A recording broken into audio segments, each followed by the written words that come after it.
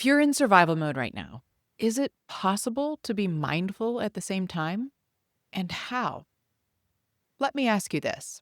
What if survival mode isn't something to escape, but instead an opportunity to treat our minds and bodies with greater levels of intention and care? One thing I know to be true is that we can't think our way out of this season. We can't just decide to feel safe again. We can't go back to the old normal. We need to meet ourselves where we are now, and that's exactly what we're going to do in this week's series. Before I share with you some essential practices for navigating a season of survival, I want to share with you a bit about my own story. As someone who prides herself on walking through life consciously and intentionally, there have been times where admitting that I'm just surviving through a chapter has been really hard. I prefer to feel like I'm thriving always. I want to think that every challenge I experience has a purpose and an opportunity for me to grow as a person. And truthfully, I do believe that in my core, that every major struggle I've ever been through has contributed to my life ultimately in a constructive way. But that isn't always the perspective that I hold necessarily during the hard times. Being mindful while being in survival mode can seem totally at odds with each other at first glance. Mindfulness is often associated with a sense of peacefulness, which, when I'm just surviving, peace isn't the first, second, or third way I'd describe the way that I feel. So I'll share what I actually mean by mindful in this episode and some practical ways to integrate that into your life right now in just a minute. But first, a bit about what has me in survival mode right now. I just had a second baby about 8 months ago, so by most standards, I'm still in postpartum. Postpartum is one of those perfect examples of a survival season because it's when a really huge life change or challenge has shown up, and there's like a tectonic shift that has happened underneath me. And at first, it's all hands on deck. Our fight or flight kicks in, our village shows up, and we spend a lot of our energy looking for solutions and asking for support and taking care of all the things that need to be handled amidst the stress of the situation. And we make it through that initial chaos and storm, and we survive. But after things settle, it's not like the dust settles and we're back home in Kansas, home sweet home. Things have changed. Sometimes things keep getting worse, externally or internally, but the initial stress of the change has faded and the support around us has lessened. And it just starts to get heavier and harder and lonelier with each passing day. We don't have a new normal yet. We don't feel back to ourselves yet. And we haven't healed yet. But life is still moving forward, and we're just putting one foot in front of the other as best we can. That's what postpartum feels like for pretty much all mothers. For many of us, up to 2 years. That's what grief and loss feel like. That's what acute and chronic health crises can feel like. That's what divorce can feel like. And that's just what huge life changes can feel like. So, what do we do? How do we proceed through this chapter as mindfully as we can while acknowledging that this is extremely hard? I'm going to break this conversation down into 4 parts this week, but I wanted to start as simple and straightforward as possible for anyone who has less than 0 capacity and just needs something to ground them right now. The first couple steps we need to take in this moment are acknowledgement and acceptance. If you're watching this video, you've already taken the first step, which is huge. You're acknowledging that you're in survival mode right now. When we operate in any state without awareness or acknowledgement, that's when our lives can feel hijacked by the event or circumstances we're recovering from. We fight against ourselves with thoughts like, why don't I feel normal yet? Or what is wrong with me? Making ourselves wrong for the way that we feel instead of simply acknowledging, I'm just surviving right now, and that's okay. Acceptance is not the same thing as giving up, and it doesn't mean you're doing anything wrong. It's surrendering to the process that we're in, just like we did during the initial storm that got us here. We are still, in some sense, in the storm. It's just a different phase of it. Surrendering to what lies outside of our control is essential for conserving the energy that we need for making decisions within our control, like mindful self care and retooling ourselves during this chapter. If you're like me, accepting and acknowledging that I'm just surviving right now can sometimes surface some emotions that are just beneath the surface. It can be a mixture of relief and sadness, or even anger and grief. It's often the emotions that we had to put to the side in order to get through that initial trauma or challenge that we've been holding in to be resilient and strong. And now we've gotten to the stage in our processing that we need to make space for them to be released. We'll talk more in the next video about completing stress cycles, but feeling the feelings that we've been holding in is an important piece of the puzzle to moving mindfully through a survival period. If you want to go one step deeper, another practice that is helpful in this acknowledgement and acceptance phase where feelings are invited to the surface to be unpacked bit by bit is naming your emotions on a daily basis. Some people gain value out of journaling their thoughts, which you are more than welcome to do. But even just the simple practice of naming our state is a powerful way to access mindful survival. This feelings wheel is a PDF that I literally keep as a file on my desktop of my computer at all times because it serves as a reminder to me that naming how I feel is part of mindfulness.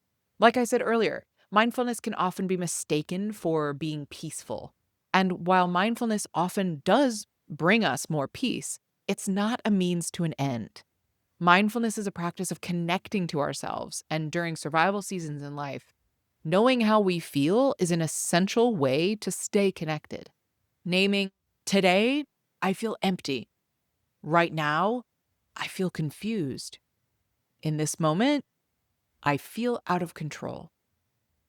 Giving words to these states is how we lay claim to what is in our power to control.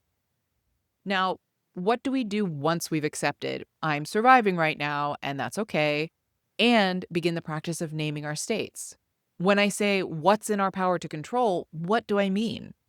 Well, one thing you may be tempted to do is when you name your feelings that you're experiencing, you feel that pull to do something about that feeling in order to feel better. We instinctively want to fix our feelings, and that's natural, but not necessary. Instead, the essential step for mindful survival is understanding that feelings are an expression of our experience, but they aren't the truth.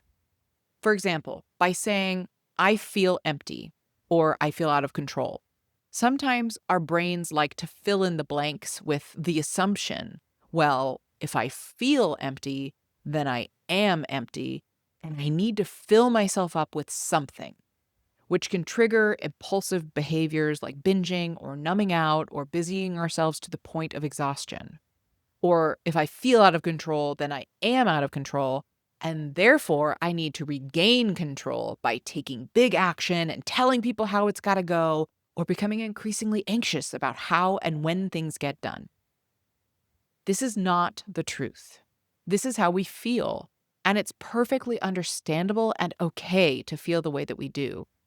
But what's needed is not to believe those feelings and fears and do self-destructive tasks that deplete us even more than help us.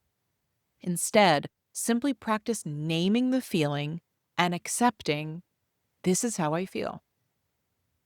One thing I know can come up for me in this process is that I do all these steps. I accept that I'm in a survival mode right now. I name how I feel, but I still feel judgment bubble up within me. Like I shouldn't feel this way, or I should be over this by now, or I just wish I didn't feel this way. Those kinds of internal reactions are totally normal, just not constructive. Making ourselves wrong for the way that we feel goes over the exact same way as when someone else invalidates how we feel. Have you ever had a moment where you share vulnerably how you feel and they just respond, no, you don't really feel that way. Or you shouldn't feel like that because reasons.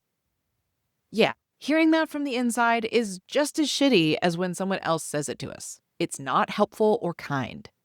It's just our inner critic saying the shitty thing to try to shame us into doing something about it, when the only thing to do is simply be with it. Be with ourselves as we feel the feeling and then allow ourselves to move through it with patience and grace. So now we've acknowledged, accepted, and named what's there, and let go of the judgments and shame that can sometimes knee jerk react in our brains. And the next step is to shift our expectations. When we skip over this step, sometimes it can lead to this big gap between, yeah, I feel this way, but life moves on and I've still got to get stuff done.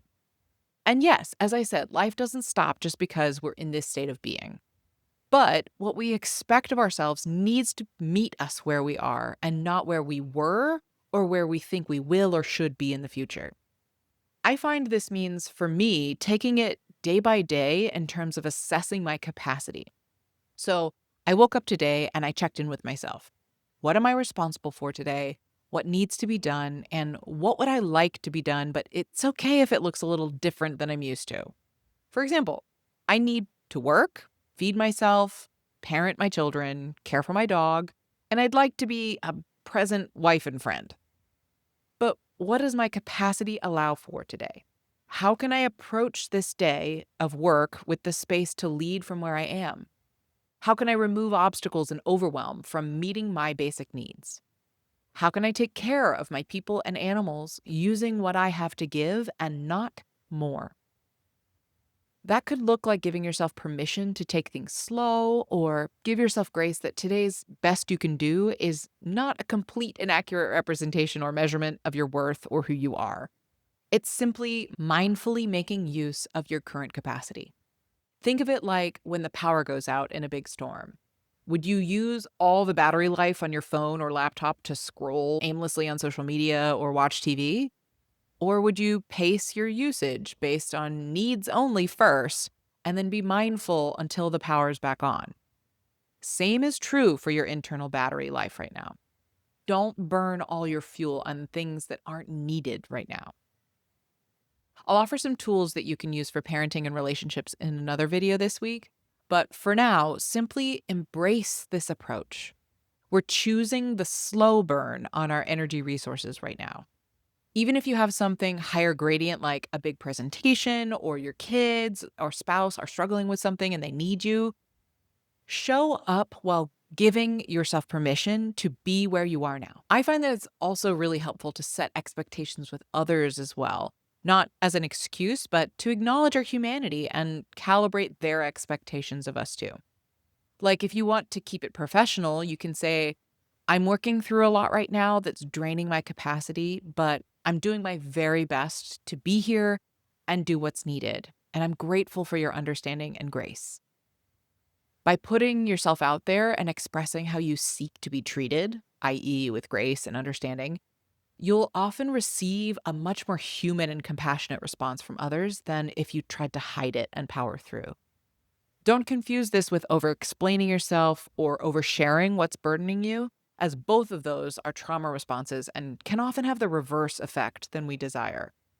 This is just a practice of acknowledging and accepting, I'm not feeling 100 today, but I'm giving what I have to give.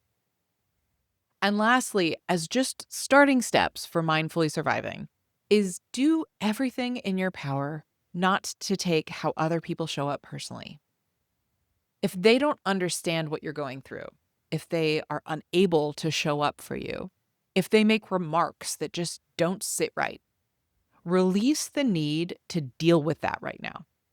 In survival mode, that means conserving our resources for what matters most, which is holding space for what is our responsibility and for ourselves, not for confronting people about their stuff or taking our emotions out on a colleague or family member or trying to fix something that we absolutely don't need to prioritize right now.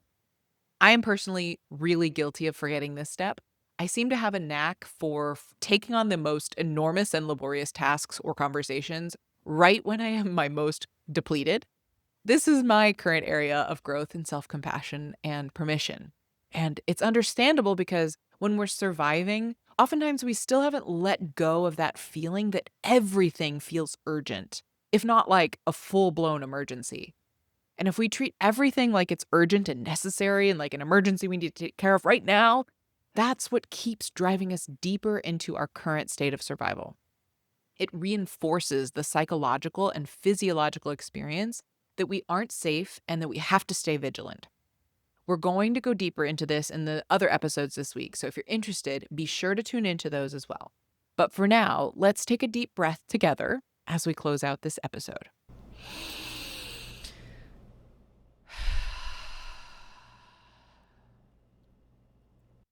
I have some videos I'll link for you in the description that can support you in some of the body-based or somatic exercises and breath work that create safety in the body. So if you need to take a beat and do some breathing right now, please take care of yourself and click on one of those videos. But if not, for now, let me just say thank you so much for being here, for watching this video and giving yourself permission to just be where you are, because this is one of those mind-bending practices where slowing down helps you speed up. So by slowing down and allowing yourself to just be exactly where you are, you'll find the road to your new normal and felt safety will come sooner. And with that, we've come to the end of today's episode on the Contentment Creator channel, where we looked at how to move through a season of survival mode mindfully. Whether you caught the whole episode or one of our segments, either way, thank you for making it all the way to the end, and I hope that you are subscribed so you don't miss another episode. Join me in my mission to help a world full of content creators become a world of contentment creators. Bye, y'all.